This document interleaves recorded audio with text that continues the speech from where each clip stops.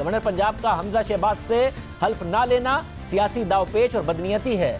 सदर, स्पीकर और गवर्नर के दफातर का काम पार्टी की पॉलिसीज इख्तियार करना नहीं होता, मगर रजिस्ट्रार ऑफिस ने दौरान स्क्रूटनी दरख्वास्त को नामुकम्मल करार देते हुए उसे वापस कर दिया है और इम्कान है कि नून लीग की जानिब से कल दोबारा दरख्वास्त दायर की जाएगी, क्योंकि नून लीग के पास बज़ाहिर अब अदालत के अलावा कोई ऑप्शन नहीं है, क्योंकि इस वक्त दो अहम आईनी ओहदे यानी सदर मुमलिकत का ओहदा और गवर्नर पंजाब का ओहदा तहरीक इंसाफ के पास है। और आम बात यह है कि तहरीक इंसाफ के बाकी 3 सूबों में तैनात गवर्नर्स ने यह कहकर इस्तीफा दे दिया कि वो इम्पोर्टेड हुकूमत के होते हुए गवर्नर नहीं रह सकते, मगर पंजाब में गवर्नर का ओहदा अपने पास रखकर मुसलसल हमजा शहबाज के वज़ीर आला बनने के अमल में रुकावट डाली जा रही है। और कानूनी माहिरीन का कहना है कि सदर पाकिस्तान गवर्नर पंजाब की तब्दीली को ज़्यादा से ज़्यादा 25 दिन तक इल्तवा का शिकार कर सकते हैं। यानी जहां तहरीक इंसाफ पंजाब में हमजा शहबाज की वज़ारत आला के लिए रुकावट बनी हुई है, तो वहीं उस्मान बुज़दार के इस्तीफे से मुताल्लिक भी तहरीक इंसाफ ने एक नया तनाज़ा खड़ा कर दिया है। लेकिन इस तनाज़े की कोई कानूनी हैसियत भी होगी, इस हवाले से कानूनी राय आपके सामने रखते हैं। हमारे साथ मौजूद है माहिर कानून सलमान अकबर राजा साहब। सलमान अकबर राजा साहब, बहुत शुक्रिया मुझे ज्वाइन करने के लिए। सलमान साहब, अब एक नया कानूनी नुक्ता खड़ा कर दिया गया है और वो ये कि उस्मान बुज़दार ने इस्तीफा, क्योंकि वज़ीर आज़म के नाम नहीं दिया था इसलिए उनका इस्तीफा नहीं हुआ है। क्या ये मुमकिन है कि दोबारा वही अदम एतमाद की तरफ और उसके बाद दोबारा एक नए इंतखाबात की तरफ जाया जाए? क्या कहता है आइन और कानून इस हवाले से?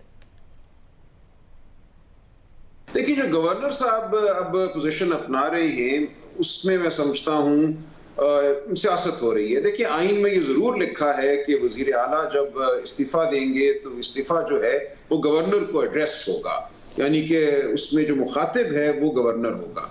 लेकिन बज़ाहिर ये कहा जा रहा है कि इस्तीफा जो था वो वजीर आजम को मुखातिब किया गया, लेकिन जाहिर है कि उस इस्तीफे में ऐसी कोई बात थी जिसकी वजह से वो बिलाखिर गवर्नर साहब तक पहुंचा। गवर्नर साहब ने उसको कबूल किया।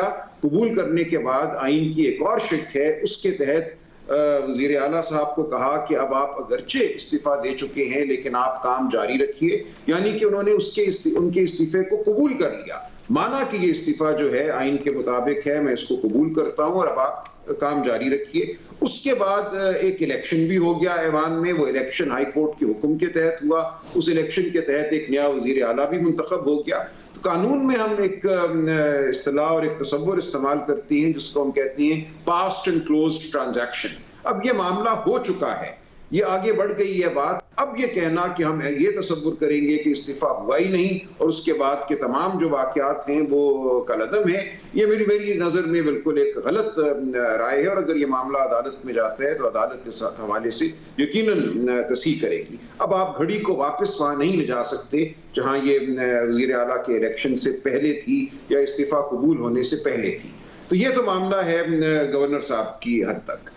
जहां तक ताल्लुक है सदर मुमलिकत का, उनका ये कहना कि मैं गवर्नर को जो तब्दील करने की समरी है या एडवाइस है उस पर अमल नहीं करूंगा, एक आईनी गुंजाइश है उनके पास। वो 15 दिन बैठ सकते हैं, फिर उसको वापस भेजें उस मशवरे को कि गवर्नर को हटाया जाए। उसके बाद जब दोबारा उनको अगर वही हिदायत या सिफारिश या मशवरा आता है तो उस पर फिर वो 10 दिन ले सकते हैं। तो वो ज्यादा से ज्यादा ये 20-25 दिन का जो जो ताखीर है वो कर सकते हैं, लेकिन बिलाखिर तो उनको बात मानना पड़ेगी। और इसी तरह गवर्नर साहब भी अगर बात मान जाएं तो बेहतर है, वरना मेरी नज़र में इस मामले में हाई कोर्ट में अगर पिटीशन होती है तो उनको एक वाज़ेह हिदायत जारी हो जाएगी।